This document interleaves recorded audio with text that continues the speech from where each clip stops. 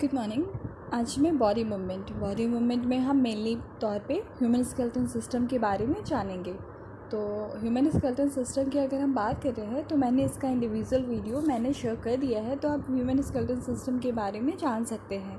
And ये class 6 का chapter number 7 है, तो 1 to 6 चैप्टर भी मैंने ऑलरेडी शेयर कर दिया है। ये मैं बार बार आपको इसलिए बताती हूँ ताकि आपको कोई डाउट्स ना हो कि मैं डायरेक्ट क्लास 6 का ऑफकोर्स 7 चैप्टर स्टार्ट कर दूँ, तो ऐसा कुछ नहीं है। मैंने ऑलरेडी अपलोड कर दिया है, तो आप पिछले वीडियो को देख सकते हैं। तो हम आज ह्यूमन स्केलेटन सिस्टम की बात कर रहे हैं, राइट। तो ह्यूमन स्केलेटन सिस्टम यानी मानव कंकाल, ऑफकोर्स जानते ही होंगे, इतना हिंदी तो आपको भी पता है। तो ह्यूमन स्केलेटन सिस्टम की अगर हम बात करें तो हमारी बॉडी के कुछ पार्ट्स मूव करते हैं, कुछ पार्ट्स मूव नहीं करते। तो जो अगर हम बॉडी के पार्ट्स की मूवमेंट की बात कर रहे हैं तो हमारी बॉडी स्केलेटन सिस्टम से बनी हुई है, क्योंकि बॉडी स्केलेटन सिस्टम से बनी हुई है तो ये भी एक मतलब ऑफकोर्स ये रीज़न है कि जो हमारी बॉडी के पार्ट्स है वो मूव करते हैं, कुछ पार्ट्स मूव नहीं करते हैं। अब हम जानेंगे बोन्स के बारे में। तो जो हमारे बोन्स हैं वो टुकड़ों के अंदर में डिस्ट्रीब्यूट है।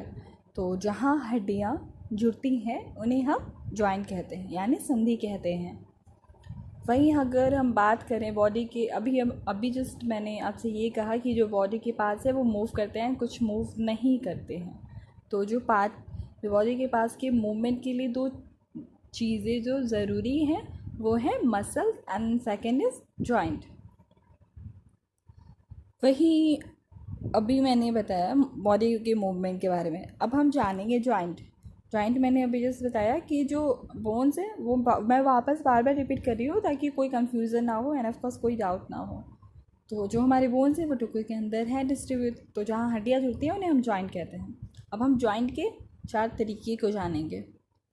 तो पहला है साइनोवियर, यानी चल संधि, चलना, मतलब जहाँ मूवमेंट इजली हो रहा है या फिर हो पा रहा है। तो साइनोवियल में हम 3-4 पॉइंट्स को भी जानेंगे। पहला जो पॉइंट है वो है बॉल एंड सॉकेट जॉइंट, यानी कंदुक सलिका संधि। या अब हम उदाहरण यानी एग्जांपल अगर हम बात करें तो जैसे एक हाथ को हम बॉल मानते हैं एंड दूसरे को सॉकेट, तो ये हम इमेजिन करते हैं तो हमारे कलाई इजली मूव करेंगे 365 डिग्री पर। वहीं अब इसमें अगर हम एग्जांपल ले तो आपका बेस हो गया एंड सोल्जर हो गया। अब जो दूसरा पॉइंट है वो है हिंग जॉइंट, यानी कब्जा संधि। अब इसमें अगर हम देखें, जब हम दरवाज़ा खोलते हैं तो वो एक साइड से ही खुलता है क्योंकि उसके कब्जे नट लगे होते हैं सेकेंड साइड, तो उससे रिवर्स मूवमेंट नहीं होता है। फॉर एग्ज़ाम्पल एल्बो यानी कोहनी, ये आगे की तरफ मुड़ती है लेकिन पीछे की तरफ तो नहीं मुड़ सकती है, या फिर लेके पीछे की तरफ हम कर भी नहीं सकते हैं। तो इसमें हो गया आपका नी एंड फिंगर। अब हम पाइवट जॉइंट की बात करेंगे, यानी खूंटी संधि। एग्ज़ाम्पल अगर हम बात करें, नेक हो गया आपका, फोर आर्म हो गया। जैसे गर्दन को मैं ब्रीफ में इसको समझा रही हूँ ताकि कोई कन्फ्यूज़न ना हो। ये चीज़ मैं वापस बार बार कह रही हूँ क्यों कोई कन्फ्यूज़न नहीं हो। अगर कोई डाउट फिर भी होता है तो आप मुझे कमेंट सेक्शन में ज़रूर बताएं। तो हम बात कर रहे थे पाइवट जॉइंट की। तो जैसे गर्दन को हम यानी ऑफकोर्स नेक को हम पीछे दाएँ बाएँ कर सकते हैं, तो इसे हम पाइवट जॉइंट कहते हैं। वहीं ग्लाइडिंग जॉइंट यानी विषर्पी संधि, हाथों में रेडियस, उल्ना या फिर टिबिया, फाइवल, ये पैर में पाए जाते हैं। पैरों हाथों को हम ऊपर नीचे कर सकते हैं, इस संधि को हम विषर्पी संधि कहते हैं।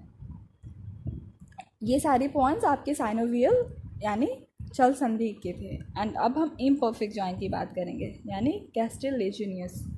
ये है आपका आंशिक जल संधि जो थोड़ा बहुत मूवमेंट करती है, बस जैसे कंधों की जॉइंट हो गई और कमर की हड्डी। जैसे हम कमर से आगे मुड़ सकते हैं लेकिन पूरा उसे कर्व नहीं बना सकते हैं।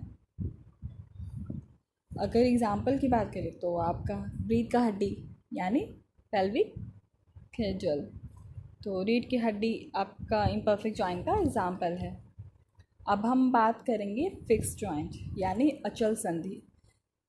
जैसे हमारे स्कल, ठीक है, हमारे स्कल जब हम बोलते हैं तो हमारा जबड़ा ऊपर वाला अपनी मर्ज़ी से नहीं होता, क्योंकि ये स्कल से जॉइंट है। एग्ज़ाम्पल आपका स्कॉल, जॉ, जॉ यानी जबड़ा। फिब्रस जॉइंट की बात करें यानी तंतुमय संधि। जैसे हमें स्कल दिखता है, राइट, तो वो जॉइंट से होते हैं। राउंड दिखाई देता है लेकिन होता नहीं है, वो जॉइंट होता है एक्चुअली में। तो खोपड़ी के अंदर जो कपाल है उसमें फाइब्रस जॉइंट होते हैं। Example cranium. अब हम ह्यूमन स्केलेटन सिस्टम के बारे में जानेंगे। ह्यूमन स्केलेटन सिस्टम तो है ही, ऑफ कोर्स मेनली तौर पे हम ह्यूमन स्केलेटन सिस्टम के बारे में ही डिस्कस करेंगे। तो अब स्टार्ट करते हैं। जो main point human skeleton system का जो स्टार्ट हो रहा है वो यहीं से स्टार्ट हो रहा है। तो जो हमारी बॉडी को सपोर्ट देता है, इंटरनल सिस्टम भी कहते हैं, जो खड़ा रखता है हमारी बॉडी को, वही स्केलेटन सिस्टम। स्केलेटन सिस्टम के स्टडी को हम ऑस्टियोलॉजी कहते हैं। ये ज़रूरी पॉइंट है कि स्केलेटन सिस्टम की स्टडी को क्या कहते हैं, तो स्केलेटन सिस्टम की स्टडी को हम ऑस्टियोलॉजी कहते हैं। अब हम स्केलेटन सिस्टम को डिस्ट्रीब्यूट करेंगे दो पार्ट में। आप एक हो गया इंडोस्केलेटन एंड एक एक्सोस्केलेटन। तो इंडो एंड एक्सो से पता ही चल रहा है कि कौन अंतर है एंड कौन बाहिर है। ऑफकोर्स हिंदी में हम ऐसे ही कहते हैं। तो इंडोस्केलेटन की बात करें यानी अंत कंकाल तंत्र जो अंदर होती हैं, वही एक्सो स्केलेटन की तो वह कंकाल तंत्र। वही कंकाल तंत्र में आपका हेयर हो गया, नेल्स है, जैसे चोचो उसके ऊपर है, उसका शेल होता है, खोल होता है, ये सब एक्सोस्केलेटन में आते हैं। वही इंडो क्या करें बात करें तो इंडो में रेप्टाइल्स, पक्षी, ये बोन और कार्टिलेज से मिलकर बना है। मतलब जो रेप्टाइल्स हो गए, पक्षी हो गए, तो ये कार्टिलेज से मिलकर बना है। अस्थि या उपास्थि दोनों ही कनेक्टिव टिश्यू से इन बोन और कार्टिलेज से मिलकर स्केलेटन बनता है यानी बना हुआ है। तो अगर हम एग्जांपल की बात करें तो जैसे जो हमारे ईयर्स हैं, एक पोर्शन थोड़ा हार्ड है लेकिन हम उसे बेंड कर सकते हैं, इसे हम कार्टिलेज उपास्थि कहते हैं। वहीं अगर हम बात करें बोन्स की, तो बोन जिस सेल से मिलकर बना है उसे हम ओस्टियोसाइट्स कहते हैं। ये कनेक्टिव टिश्यू है, प्रोटेक्शन एंड सपोर्ट का काम भी करती है। तो जो हमारी बोन्स होते हैं, स्कल की बात कर रहे हैं तो स्कल हमारे ब्रेन कॉर्टेक्स है, उनको इंटरनल ऑर्गन्स प्रोटेक्ट करती है। तो जो हमारी स्केलेटन है वो हमारी बॉडी को सपोर्ट देती है, हमारी बॉडी को खड़ा रखती है। अब हम बोन मैरो के बारे में जानेंगे। कृष्ण मूवी तो आप सबने देखी है, बट क्या एक्चुअल मीनिंग आपको पता है बोन मैरो किसे कहते हैं? तो बोन मैरो की बात करें तो जो हमारी जो बोन्स हैं वो अंदर से होलो होती है यानी खोखली होती है, जिनके अंदर मैट्रिक्स लिक्विड भरा है, जिसे हम बोन मैरो कहते हैं। इसके अंदर आरबीसी यानी red blood cells and WBC है, इनके अंदर ही बनती है। आरबीसी एंड डब्ल्यूबीसी ये शॉर्ट फॉर्म है रेड ब्लड सेल्स का एंड वाइट ब्लड सेल्स का। कैल्शियम और फास्फोरस की अगर हम बात करें तो कैल्शियम एंड फास्फोरस ये हमारी बॉडी में स्टोर होती है। वहीं कार्टिलेज, अभी मैंने बताया कार्टिलेज के बारे में यानी उपास्थि। कार्टिलेज को बनाने वाले कॉन्ड्रियोसाइट्स होते हैं, ये अनब्रेकेबल होते हैं एंड सॉफ्ट होते हैं। अब हम बोन की बात करें तो क्या आपको पता है बोन जो है वो एक छोटे से बेबी में कितनी बोन्स होते हैं?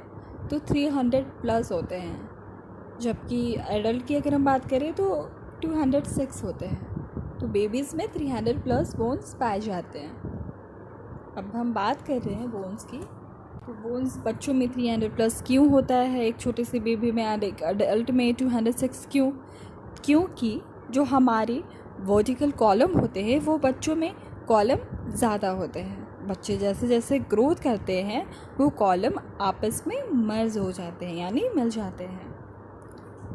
तो अगर हम मसल्स की बात करें तो क्या मसल्स के बारे में हम जानते हैं कितना होता है? तो मसल्स हमारा 656 होता है। तो मसल्स को बनाने वाले को हम मेसोसाइट्स कहते हैं। अब हम स्केलेटल सिस्टम की बात करेंगे तो स्केलेटल सिस्टम में भी हम 2 पार्ट्स को जानेंगे, एक एक्सियल यानी अक्षीय।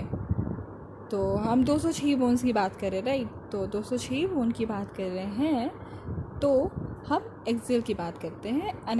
अपेंडिकुलर यानी स्केलेटल सिस्टम की इन 2 पार्ट्स को मैंने आपको बताया। तो एक्सियल यानी अक्षीय, तो इसमें हम 80 बोन्स को जानेंगे। एंड सेकेंड इज़ अपेंडिकुलर अनुबंधी में हम 126 बोन्स को जानेंगे। तो हम अक्षीय की बात करें, राइट? एक्सियल जिसमें 80 बोन्स होते हैं। तो अक्षीय मतलब जो हमारी बॉडी को बेस देता है यानी बेस रूप देता है। तो एग्जाम्पल बेस हमारा क्या हो गया? ऑफकोर्स स्कल हो गया, हिप हो गया, तो ये सारे हमारे बेस में आते हैं। अब हम अपेंडिकुलर की बात करें जिसमें 126 बोन्स को जानेंगे। तो अपेंडिकुलर के अगर एग्जांपल की बात करें तो इसमें आपका हैंड, हिप, बोन, लेग ये सब आएगा। तो एक्सियल बोन, राइट? तो एक्सियल बोन में हेड की अगर हम बात करें तो हेड में आपका टोटल जो बोन होता है वो 29 बोन्स होते हैं।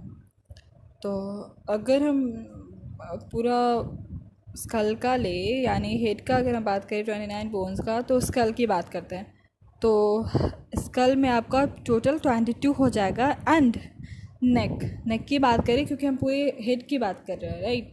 तो 29 होते हैं, तो उस हिसाब से जानेंगे।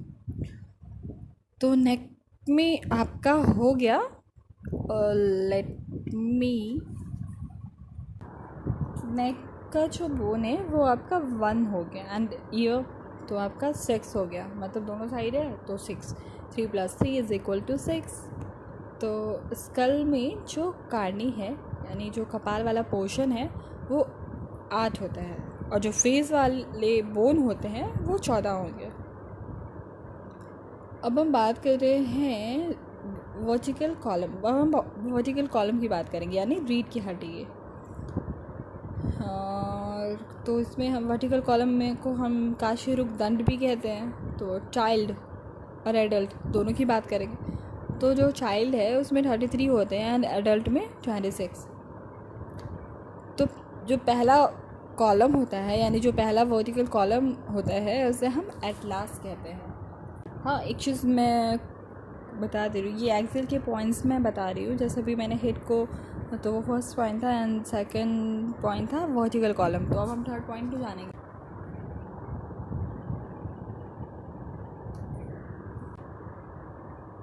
थोड़ा सस्पेंस रखते हैं, ये अब नेक्स्ट वीडियो में मैं आपको बताऊंगी कि, या फिर तब तक आप लोग ही बताइए मुझे कमेंट सेक्शन पे बता के कि मतलब किस प्रजाति में सबसे ज़्यादा रिब्स होती है।